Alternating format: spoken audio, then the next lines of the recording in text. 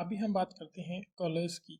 अगर हमें कोई भी कलर जनरेट करना है तो वो हम रेड, ग्रीन और ब्लू जो तीन बेसिक कलर्स हैं उनकी कॉम्बिनेशन से जनरेट करते हैं। इन तीन कलर के कॉम्बिनेशन से इनकी वैल्यू को बढ़ा के घटा के हम कोई भी एक नया कलर जनरेट कर सकते हैं। अगर मैं इनकी वैल्यूज़ की बात करूँ तो किसी भी कलर की वैल्यू 0 टू 255 होती है। 255 उसकी मैक्सिमम वैल्यू है और 0 उसकी मिनिमम वैल्यू है। अगर मैं आर की वैल्यू 255, रेड की वैल्यू 255 कर दूं और ग्रीन की 0 और ब्लू की 0 कर दूं तो मुझे आउटपुट मिलेगा रेड कलर। इसी तरह हम इन तीनों कलर को मिला के कोई भी एक नया कलर जनरेट कर सकते हैं। फॉर एग्जाम्पल अगर मैं रेड की वैल्यू यहाँ पे 0 कर रहा हूँ, ग्रीन और ब्लू की वैल्यू कर रहा हूँ फुल 255, तो मुझे एक कलर मिलेगा ये वाला। जहाँ पे आर की वैल्यू 0 है और ग्रीन और ब्लू की वैल्यू फुल है। सिमिलरली अगर मैं ग्रीन की वैल्यू 0 कर दूँ तो मुझे ये वाला कलर मिलेगा। अगर मैं ब्लू की वैल्यू 0 कर दूँ तो मुझे ये वाला कलर मिलेगा। इसी तरह हम इन तीनों कलर की वैल्यू को घटा के बढ़ा के कुछ भी एक नया कलर जनरेट कर सकते हैं। अगर मैं एक कलर जनरेट कर रहा हूँ जहाँ पे रेड की वैल्यू है 155, ग्रीन की वैल्यू है 55 और ब्लू की वैल्यू है 90, तो मुझे ये वाला कलर मिल जाएगा आउटपुट में। तो इस सिस्टम को बोलते हैं RGB सिस्टम, जहाँ पे रेड, ग्रीन, ब्लू की वैल्यूज हमें देनी होती हैं। अगर हम बात करें इसको लिखने की तो हम RGB और ब्रैकेट में रेड, ग्रीन और ब्लू की वैल्यू देते हैं। जो पहली वैल्यू है वो हमारी रेड की वैल्यू कंसिडर होगी, जो दूसरी वैल्यू है वो ग्रीन की वैल्यू कंसिडर होगी और जो तीसरी वैल्यू है वो हमारी ब्लू की वैल्यू कंसिडर होगी। RGB के अलावा एक सिस्टम और है, वो है हेक्साडेसिमल सिस्टम। इसमें हम सेम काम करते हैं, हमें 0 टू 255 कलर की वैल्यू देनी होती है कॉम्बिनेशन में, लेकिन जो वैल्यू देने का तरीका है वो थोड़ा सा अलग है। जहाँ पे RGB सिस्टम में हम वैल्यूज डेसिमल सिस्टम में दे रहे थे, यहाँ पे हम हेक्सा सिस्टम में देंगे। तो अगर हम बात करें हेक्साडेसिमल सिस्टम की, तो हेक्साडेसिमल में 0 टू F वैल्यूज होती हैं। जैसे हम डेसिमल सिस्टम जनरली यूज करते हैं, उसमें जो हमारी वैल्यू है वो 0 टू 9 डिजिट हम यूज करते हैं और इनका कोई कॉम्बिनेशन बना के हम कोई भी वैल्यू लिखते हैं। फॉर एग्जांपल अगर हमें 90 लिखना है तो हम 9 और 0 के कॉम्बिनेशन में 90 को लिख सकते हैं। इसी तरह अगर हमें 70 लिखना है, हम 7 और 0 के कॉम्बिनेशन से 70 लिख सकते हैं। और एक पोजीशन वैल्यू होती है और एक एक्चुअल वैल्यू होती है, तो उसको हम ऐड करके एक्चुअल वैल्यू जनरेट करते हैं। तो सिमिलरली यहाँ पे जो हमारे पास वैल्यूज़ हैं हेक्साडेसिमल में, जो वैल्यूज़ होती हैं वो 0 टू F होती हैं, जहाँ पे 0 1 2 3 4 5 6 7 8 9 की वैल्यू डेसिमल सिस्टम के अकॉर्डिंग ही होती हैं। लेकिन अगर हम बात करें 10 की, तो हेक्साडेसिमल में हम 10 को A लिखते हैं, इस तरह 11 को B, देन 12 को C, 13 को D, 14 को E और 15 को F लिखते हैं। अगर हमें हेक्साडेसिमल सिस्टम में 15 लिखना है तो हम लिखेंगे F, अगर हमें 10 लिखना है तो हम लिखेंगे A। तो इसको थोड़ा डिटेल में समझते हैं। सबसे पहले अगर हम डेसिमल सिस्टम की बात करें, डेसिमल सिस्टम में जो हमारा बेस होता है वो होता है 10। लेट्स सपोज हमने लिखा 150 और हम ये समझ जाएंगे कि ये 150 है, बट हम कैसे समझे कि 150 150 होता है? इसके लिए जो सबसे पहले 0 है, 0 की एक पोजीशन वैल्यू है और 0 की पोजीशन वैल्यू है 10 रेज़ टू पावर 0। इसी तरह 5, 5 की भी एक अपनी पोजीशन वैल्यू है और वो वैल्यू है 10 रेज़ टू पावर 1 यानी कि 10। इसी तरह 1 की अपनी पोजीशन वैल्यू है वो है 10 raise to power 2, that is 100। तो similarly 10 raise to power 3 4 5 so on it will go. अगर हम अभी एक्चुअल वैल्यूज की बात करें तो 0 की एक्चुअल वैल्यू होगी 0, because 1 10 raise to power 0, something raise to power 0 means 1। यहाँ पे जो इसकी पोजीशन वैल्यू है वो है 1, इनटू जो इसकी एक्चुअल वैल्यू है वो है 0, 1 इंटू 0 0। अगर हम बात करें 5 की, 5 की पोजीशन वैल्यू है 10, 10 is to power 1, so that is 10। अगर हम इसकी एक्चुअल वैल्यू की बात करें तो वो है 5, 5 इंटू 10 इज इक्वल टू 50, तो इसकी एक्चुअल वैल्यू हो गई 50।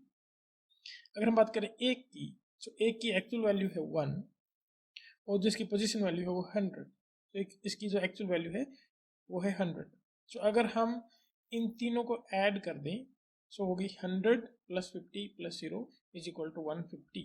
इसी तरह हम समझे कि जो हमने 150 लिखा है, इसकी जो एक्चुअल वैल्यू है वो है 150। इसी तरह जो हमारा हेक्साडेसिमल सिस्टम होता है उसका बेस होता है 16। जैसे हमारा डेसिमल सिस्टम में 10 बेस है, यहाँ पे बेस है 16। बाइनरी सिस्टम का बेस होता है 2, लेकिन हेक्साडेसिमल का बेस होता है 16। तो अगर हमें कोई भी वैल्यू लिखनी है हेक्साडेसिमल में तो हम उसको कैसे कैलकुलेट करेंगे? फॉर एग्जांपल मैंने लिखा 1A। अब इस 1A की वैल्यू क्या है, हम कैसे कैलकुलेट करेंगे? सेम प्रिंसिपल हम यहाँ पे भी यूज़ करेंगे उनकी एक्चुअल वैल्यूज़ को कैलकुलेट करके। सो यहाँ पे A, जो A की जो एक्चुअल वैल्यू है वो है 10, बिकॉज हेक्साडेसिमल में 10, 11, 12, 13, 14 and 15 ABCD and E। So A की वैल्यू जो है वो है 10, और जो A की पोजीशन वैल्यू है वो है 16 is to power 0। So something is to power 0 is equal to 1। So इसकी पोजीशन वैल्यू है 1 और एक्चुअल वैल्यू है 10। इसी तरह जो 1 है इसकी पोजीशन वैल्यू है 16 is to 1। So 16 is to power 1 is equal to 16। So अभी हम अगर इनकी वैल्यूज को कैलकुलेट करें, सो 10 जो कि A की न्यूमेरिकल वैल्यू है 10 इंटू जो इसकी पोजीशन वैल्यू है 1। सो जो A की वैल्यू यहाँ पे टोटल वैल्यू होगी वो होगी 10। इसी तरह जो 1 की टोटल वैल्यू हो गई वो होगी 16, क्योंकि 1 की एक्चुअल वैल्यू 1 है और 16 उसकी पोजीशन वैल्यू है तो 16। तो अगर हम इनकी इसकी 1A की टोटल वैल्यू की बात करें तो वो हो गई 26। तो अगर हम इस रेफरेंस चार्ट में 26 की वैल्यू देखें तो वो है 1A जो हमने अभी डिस्कस किया। तो इसी तरह हम हेक्साडेसिमल सिस्टम में भी कलर कोड को लिख सकते हैं। अगर हमें 256 जो फुल वैल्यू है इन कलर की अगर हेक्साडेसिमल में लिखना है तो हेक्साडेसिमल में 256 की वैल्यू होती है FF। तो FF हमें लिखना पड़ेगा। अगर हम FF लिख रहे हैं इसका मतलब है 256। आप कैलकुलेट कर सकते हैं जैसा हमने अभी कैलकुलेट किया। इस FF को हम स्मॉल केस में भी लिख सकते हैं, ये केस सेंसिटिव नहीं होता। तो इसी तरह अगर हमें किसी भी कलर कॉम्बिनेशन की वैल्यू हेक्साडेसिमल सिस्टम के अकॉर्डिंग लिखनी है तो उसको लिखने का सिस्टम ये है। हमें हैशटैग लगाना पड़ेगा और उसके बाद वैल्यूज देनी पड़ेंगी। जब हम RGB सिस्टम में वैल्यूज दे रहे थे तो हम लिख रहे थे RGB एंड ब्रैकेट में उसकी वैल्यू दे रहे थे कोमा लगा के। लेकिन यहाँ पे जो वैल्यू देने का सिस्टम है वो थोड़ा सा अलग है। इसमें हम RGB की वैल्यू देते हैं लेकिन हैशटैग के बाद। तो इसी तरह 9C, 37 एंड 5A। यहाँ पे 37 वैल्यू के साथ आपको कंफ्यूज नहीं होना है। 37 इसकी एक्चुअल 37 वैल्यू नहीं है। इस 37 का मतलब कुछ और है, आप कैलकुलेट करके देख सकते हैं हेक्साडेसिमल के अकॉर्डिंग। तो इस वैल्यू का हमें कलर मिलेगा ये वाला।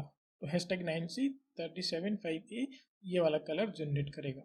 इसी तरह हम इन वैल्यूज़ को कोई भी कॉम्बिनेशन में डाल सकते हैं। अभी हम बात करें HTML की, तो HTML में हम कलर का डायरेक्ट नेम भी स्पेसिफाई कर सकते हैं। फॉर एग्जांपल अगर हमें ब्लैक कलर डालना है तो हम लिख देंगे black, background colour black, colour black.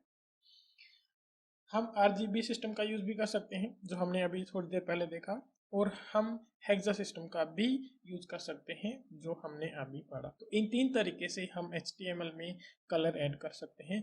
तो अभी चलते हैं हमारे कोड एडिटर में और ऐड करके देखते हैं कलर्स। तो मैं यहाँ पे एक पैराग्राफ ले लेता हूँ वापस से, और इस पैराग्राफ में मैं कोई भी एक पैराग्राफ रैंडम डाल देता हूँ।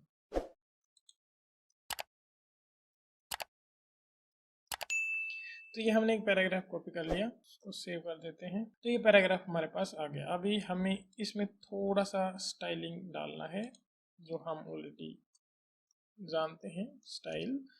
तो स्टाइल में सबसे पहले हम इसको एक बॉर्डर दे देते हैं ताकि 1 पिक्सल सॉलिड एंड देते हैं ब्लैक कलर, एंड पैडिंग डाल देते हैं 20 पिक्सल चारों तरफ। ओके, तो इसको अभी रिफ्रेश करते हैं। ये हमारे पास आ गया एक पैराग्राफ। अभी हम बात करते हैं कलर की, हम कलर कैसे डाल सकते हैं। अभी मैं इसको दे रहा हूँ बैकग्राउंड कलर। अगर बैकग्राउंड कलर जो सबसे पहला तरीका है डायरेक्ट नाम डालने का, ब्लू। सो मैंने डायरेक्ट कलर का नाम डाल दिया ब्लू। तो इसको मैं रिफ्रेश करूंगा तो ये ब्लू कलर आ गया। तो ये पहला तरीका है कि हम डायरेक्ट कलर का नाम स्पेसिफाई कर सकते हैं। दूसरा तरीका है RGB system. So RGB in bracket, so red की वैल्यू 0 हमें देनी है, ग्रीन की वैल्यू 0 एंड ब्लू की वैल्यू 255। सो ये हमारा हो गया ब्लू। सो ये देखिए रिफ्रेश कर रहा हूँ तो ब्लू कलर जा नहीं रहा। अगर हमें इसको रेड करना है तो मैं ब्लू की वैल्यू 0 कर देता हूँ। अगर मैं सारे कलर की वैल्यू 0 कर दूंगा तो वो बन जाएगा ब्लैक। अगर सारे कलर की वैल्यू 255 कर दूंगा तो वो हो जाएगा वाइट। लेकिन मुझे यहाँ पे रेड देना है तो रेड की वैल्यू मैं 255 कर दे रहा हूँ, तो ये हो गया रेड। सो ऐसे हम RGB सिस्टम में कलर की वैल्यू लिख सकते हैं। अब बात आती है हेक्साडेसिमल की। हम हेक्साडेसिमल में भी कलर की वैल्यू लिख सकते हैं, उसमें हमें हैशटैग लगाना पड़ेगा और फिर कलर की वैल्यू R की वैल्यू मैं दे रहा हूँ 0 और रेड की value FF that is full and जो ब्लू है उसकी वैल्यू मैं दे रहा हूँ 0। सो हमारे पास आ जाएगा ग्रीन RGB, जहाँ पे G की वैल्यू हमने फुल दी है R और उसकी वैल्यू हमने दी है 0। सो ये हमारे पास ग्रीन आ गया। सो ये है हेक्सा सिस्टम।